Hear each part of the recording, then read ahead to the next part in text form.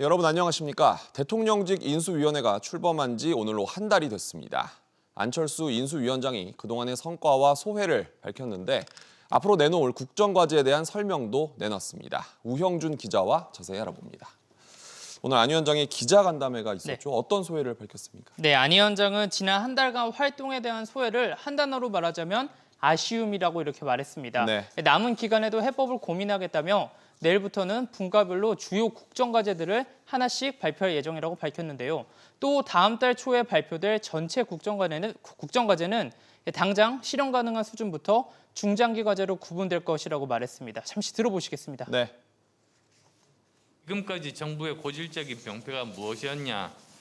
5년간 단기 성과에만 집착했습니다. 국가의 미래와 지속 가능성을 위해서 10년 또는 20년이 걸리더라도 장기간의 시간을 요하는 정책을 시작하는 최초의 정부가 되려고 합니다. 50조 원 추경과 관련해서는 곧 다가올 수도 있는 팬데믹을 대비하는 방역 정책에 필요한 예산 확보까지 해야 된다며 곧 발표할 것이라고 설명했습니다.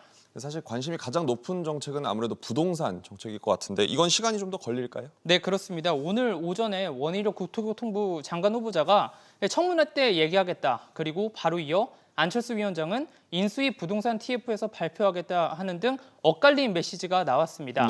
하지만 시장에 혼란을 줄 수 있기 때문에 부동산 정책 공식 발표는 새 정부 출범 뒤로 이렇게 교통정리가 됐습니다. 잠시 들어보시겠습니다. 네. 인수위 부동산 TF가 정리한 부동산 정책은 새 정부가 종합적이고 최종적인 결론을 발표하는 것이 맞지 않느냐, 이런 의견이 상당히 강력히 대두가 된 상황입니다. 오늘 윤석열 당선인은 서울국제포럼에 참석을 했는데 어떤 일정을 소화했나요?